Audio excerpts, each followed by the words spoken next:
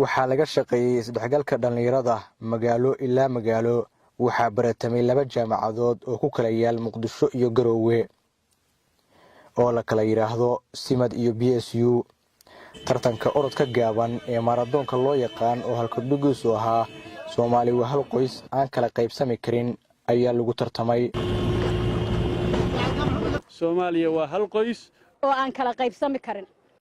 gunaanadkii tartanka uunbaa la maamuusay dhalinyaro kala fogaa oo la kulansiiyey si ay door wanaagsan uga qaadato qorshaha isu soo dhawaanshaha bulshada Soomaaliyeed waa galab aan halkan ugu dabaaldegayno isdhexgalka dhalinyarada Soomaaliyeed oo aan rabno inaan darbi jabino kala qobqobnaan ah iyo kala qaybsanaan waxaan halkan galabta ku qabanaynaa barnaamij orod ah maradoon ah oo ay wadaageen 2 jaamacadood Simad iyo BSU wuxuu ku soo dhamaaday sida aad u jeedaan guul buu ku soo dhamaaday iyo farxad runtii waxay ahayd maratoonkani wax loo baahnaa fikirkiisana wuxuu ahaa fikir ay lahaayeen jaamacadda BSU waxa aad iyo aad baan runtii ula dhacsanahay waana arrin fiican waana wax hore u marin kara dhalinyarada isdhexgalka iyo ka qayb qaadan kara xataa waxaan dhihi karaa maanta waxaan oran karaa waa astaan laga gudbay waxyaabihii hore ee dadka u dhaxeeyay ama sheekadii loo kala sheekeyn jiray walaalaha Soomaaliyeed ma aha meelaad qariib ku tihiin anaguna markaan Muqdisho tagno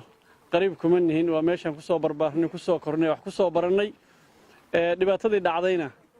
hadda waa laga bogsooday wax ka bogsoodana waxa ugu horeeyay reer Muqdisho anigu intaan ogahay iyaga 90kiiba ka baxday ay dhibaatadii dareemeen aad baan idin soo dhaweynayaa waxaan u mahadcelinayaa jaamacadda BSU oo garatay inay dhalinyarada soo dhaweyso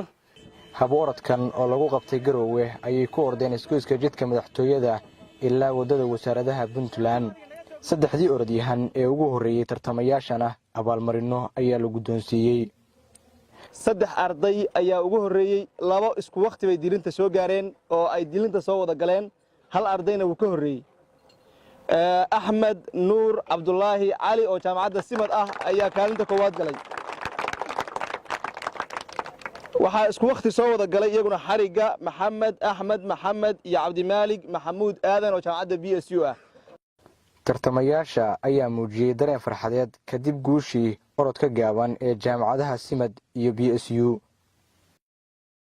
waxaan marka hore u mahadcelinayaa jaamacadda Simad oo fursad ii siisay inaan safarka marka hore aan ugu soo aado Puntland maasha Allah maanta dareenkayga farxadeed ma la soo koobi karo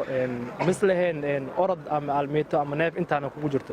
alxamdulillah marka maanta arkay in heerkayga halkan gaarsiisan yahay waxa xitaa dhiirigelin ii noqotay ama kale xitaa fikir ahaan igu dhashtay inaan tartankan ka weyn ka qayb galo oo bari magaca Soomaaliya anoo xambaarsanay ka baxo si Soomaaliya guul u soo hoyay farxad weyn biyay ahayd in dhalinyar Soomaaliyeed oo wada tartamayso oo wada ordayso oo hal mabda wada leh inaan qayb ka noqdo mid kamid ah ordayaashii